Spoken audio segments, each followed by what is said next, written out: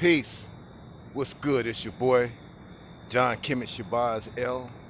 I'm here at White Park, the beautiful White Park, close to where I live at. And I'm gonna let the people see a little bit of this. Some of you brothers in the city don't get a chance to see this kind of scenery, this open space. But this is a park where I live at in Morgantown, White Park.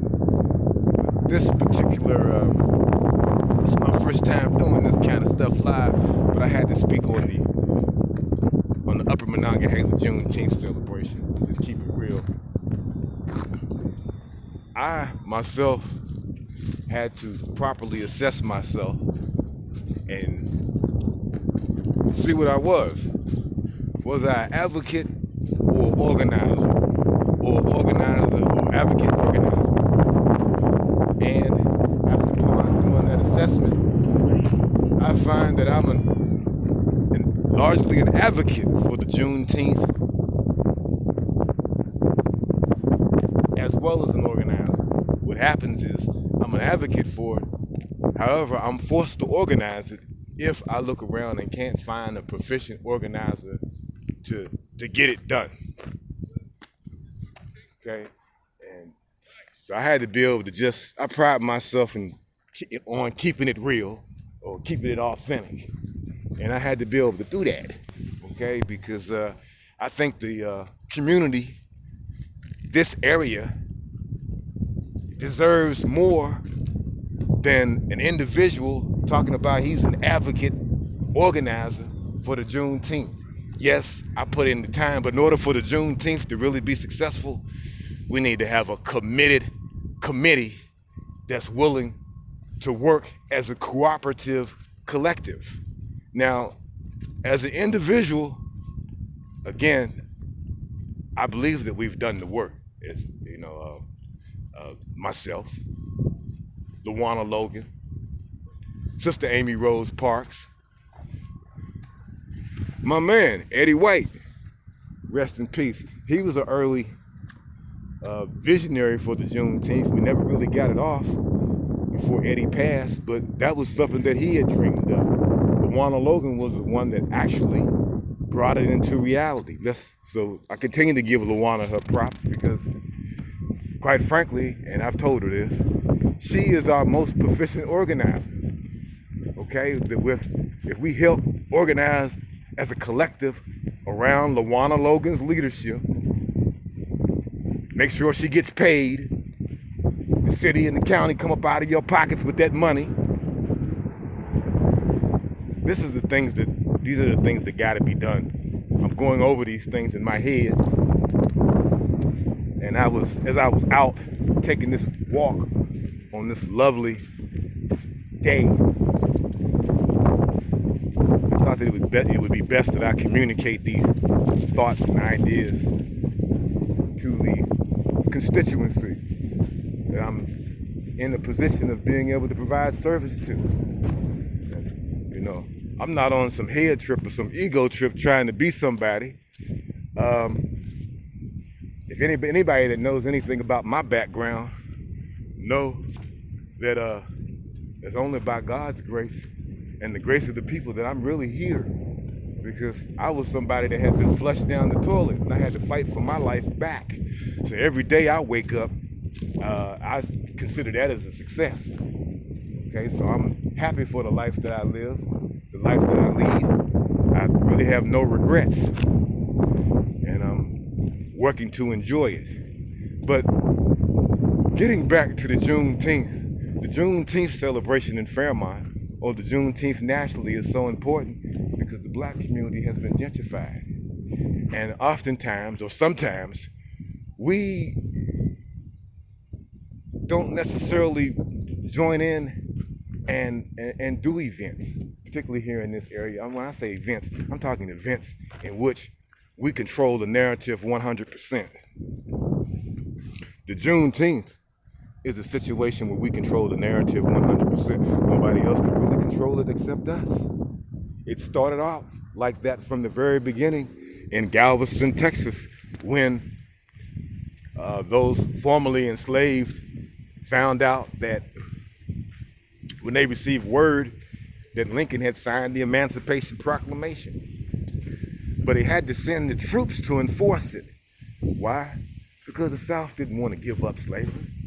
Too much money to be made off of it. Just like right now, the United States, West Virginia, don't want to give up the taxes that they get off of us. When I say us, I'm talking about black people, African Americans, indigenous people.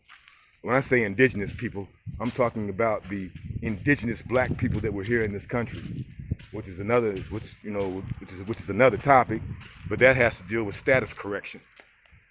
Us being able to properly put on the record, because those of us that have indigenous heritage or aboriginal blacks who were here in this part of the planet before the so-called Red Indian, and we have evidence of that now. All of this comes into play. Okay? We have to go back and do a complete reassessment, update. White folks do it with their computers. Europeans do it with their computers. Okay? So we have to do that as well. Upgrade our status.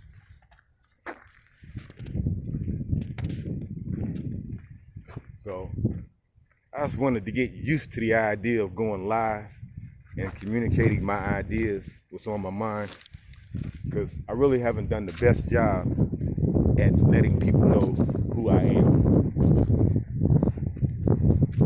And I think that's necessary. I think with the work that we've done on the Juneteenth since 2011, we've been able to secure a certain amount of confidence from the community, thanks to the good work of people that I worked in conjunction with. It's not a me thing, but it's a we thing. But if it has to be a me thing, meaning that it's something that I get out here and try to do, that it's not going to be complete, and I recognize that.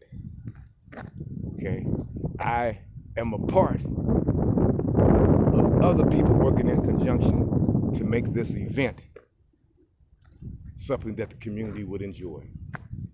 In 2019, I seen something that was really grand, but I can't accept credit for it. As I told Lawana Logan, it was her work. It was her status. It was her logistics, her being able to get people to do things that I wouldn't necessarily been able to get people to do.